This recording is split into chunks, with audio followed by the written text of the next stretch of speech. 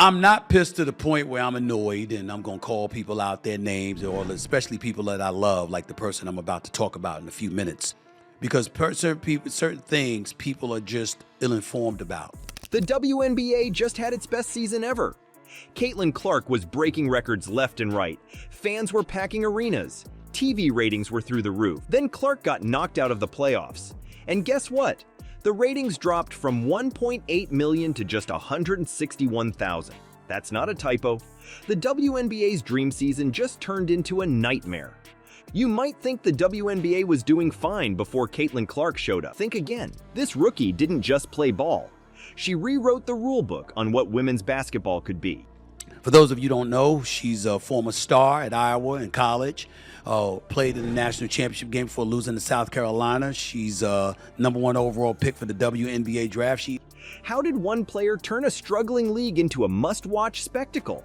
Let's paint a picture of the WNBA before Clark. Low attendance, financial struggles, and a serious lack of mainstream attention. It wasn't pretty, but then Clark stepped onto the court, and it was like someone flipped a switch. Suddenly, the Indiana Fever was averaging 17,000 fans per game. That's not just good, that's a game changer. Clark wasn't just filling seats. She was transforming the entire league. Merchandise flew off the shelves and TV ratings went through the roof. It was like everyone suddenly remembered how exciting women's basketball could be. But Clark's impact wasn't just off the court. This rookie was playing like a seasoned pro.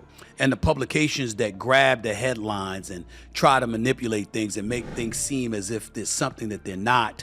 I understand that some folks are desperate for clickbait. That she broke records left and right, including the most points by a rookie in WNBA history. That's insane. And get this, she became the first rookie to pull off 2 triple-doubles. Talk about making an entrance. When playoff time rolled around, Clark didn't slow down. She became the first rookie in WNBA history to score at least 25 points, grab 5 rebounds, and dish out 5 assists in a playoff game. Her playoff averages: 18 points, 5 rebounds, and 8.5 assists per game. No other player in WNBA history has matched those stats. Let that sink in for a second.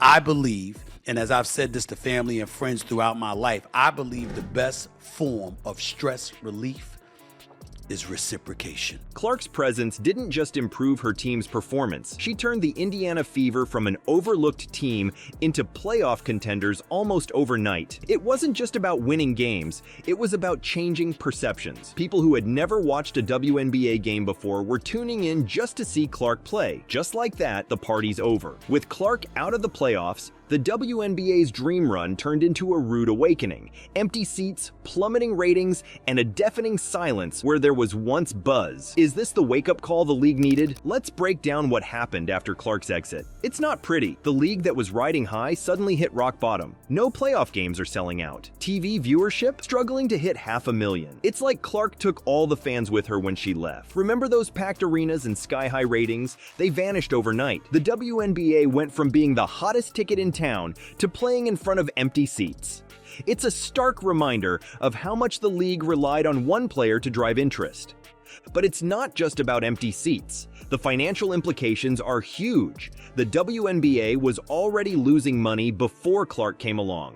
Now, it's looking at a potential disaster. Without Clark's star power, sponsorships could dry up, merchandise sales could plummet, and TV deals could be in jeopardy. Here's the kicker. The WNBA's financial model is already on shaky ground. Did you know the NBA contributes $200 million annually just to keep the league afloat? That's a lot of cash. And now, with ratings and attendance in freefall, that support might not be enough. The league's marketing strategy is under fire too. Critics are saying they failed to promote other stars alongside Clark. It's like they forgot there were other talented players in the league. Now that Clark's gone, they're scrambling to find someone else to fill the spotlight. You know what's really wild? The WNBA put all its eggs in one basket, and now that basket's gone. They bet everything on Clark, and for a while it paid off big time.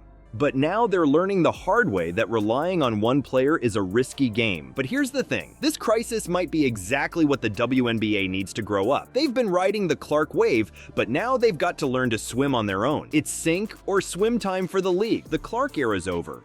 But could this be the start of something bigger? The WNBA's got a chance to build a league that's more than just one superstar. But here's the million-dollar question.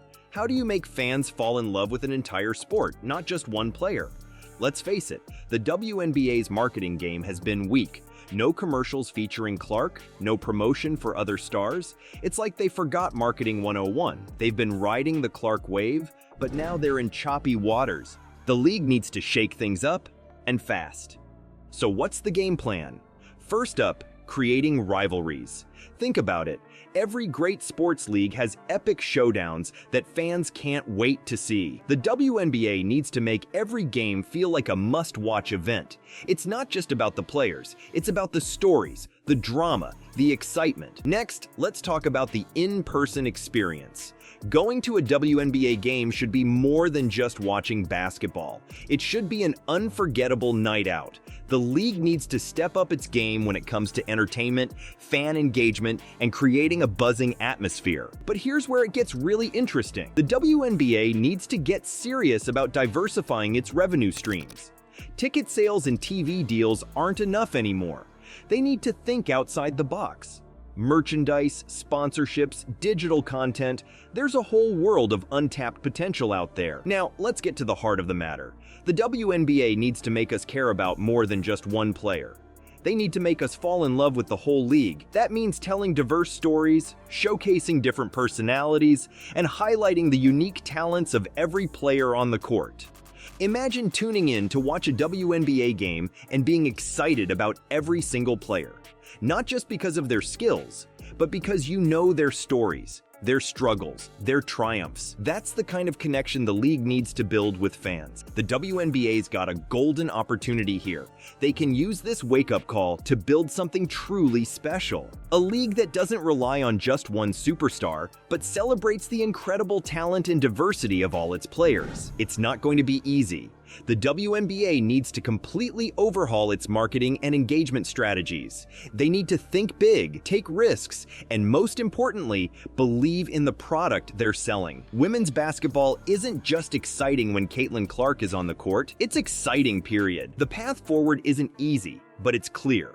The WNBA needs to become bigger than any one player, even someone as amazing as Caitlin Clark. They need to create a league identity that's so strong, so compelling, that fans will tune in no matter who's playing. Alright, let's wrap this up. We've seen how Caitlin Clark took the WNBA by storm, breaking records and filling seats. But now that she's out, the league's in trouble. Big trouble. Ratings are down, arenas are empty, and the future's looking shaky. So here's the million-dollar question. Can the WNBA bounce back from this? Or is this the beginning of the end for women's pro basketball? The league's got to step up its game big time.